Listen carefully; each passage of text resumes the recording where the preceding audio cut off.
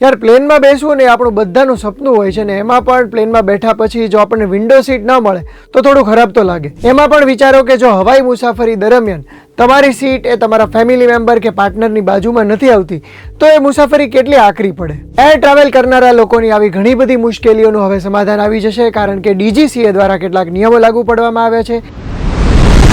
Gujarat समाचारना digital platforms पर ऊँचું મયુર આજના વિડીયોમાં તમને જણાવીશ કે હવાઈ મુસાફરીને લગતા કયા નિયમો હવે બદલાઈ જવાના છે। તો પહેલું તો તમને બધાને ગમે એવો નિયમ છે કે હવે પછી તમને વિન્ડો સીટ મળવી ખૂબ ઈઝી થઈ જવાની છે, કારણ કે DGCA દ્વારા એવો નિર્દેશ આપવામાં આવ્યો છે કે પ્લેનની 60% સીટો એ મફત આપવાની રહેશે। એટલે કે તમે જ્યારે બુકિંગ કરતા હોય ત્યારે જે એક્સ્ટ્રા ચાર્જીસ આપવા પડે છે અથવા તો વેબ ચેક ઇન વખતે જ્યારે ચાર્જ આપવો પડે છે એ તમારે હવે નહીં આપવો પડે। હા, આ 60% સિવાયની જે સીટો છે કે જે એક્સેલ અથવા તો બીજા કોઈ ક્લાસની સીટો હોય છે એમાં તો જે ચાર્જ લાગતો હશે એ થશે જ। બીજો મહત્વનો ફેરફાર, એક જ PNR હેઠળ બુક થયેલા તમામ મુસાફરો છે એની સીટ્સને એકબીજાની બાજુમાં જ રાખવાની રહેશે। એટલે એરલાઇન્સ તમને બાજુમાં બેસવા માટેના સીટ સિલેક્ટ કરવા માટેના અલગથી પૈસા ચાર્જ નહીં કરી શકે। ત્રીજો જે નિયમ છે એ તમે મ્યુઝિશિયન હોવ, ક્રિકેટર હોય કે પછી બીજી કોઈ સ્પોર્ટ્સ રમતા હોય તો તમને ખાસ લાગુ પડે છે। આ સિવાય જે લોકો પાસે પેટ્સ એટલે કે પાલતુ પ્રાણીઓ છે એમને પણ આ નિયમ લાગુ પડે છે।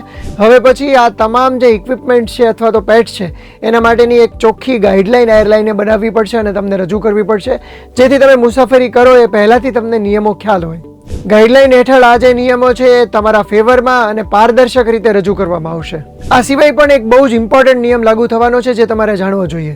હવે પછી જો તમારી ફ્લાઇટ મોડી પડે, રદ થાય કે તમને બોર્ડિંગ ન કરવા દેવામાં આવે તો એરલાઇન્સે તમને રહેવા જમવાની વ્યવસ્થા કરી આપવી પડશે। એક પેસેન્જર તરીકે તમારા પણ કેટલાક હક હોય છે અને આ તમામ હકો વિશે એરલાઇન્સે એની વેબસાઇટ હોય, એપ્લિકેશન હોય કે પછી એનું ડેસ્ક હોય ત્યાં વ્યવસ્થિત રીતે લખીને જણાવવાનું રહેશે। અને આ લખાણની ભાષા ઇંગ્લિશ સિવાય એક પ્રાદેશિક ભાષા પણ હોવી જોઈએ।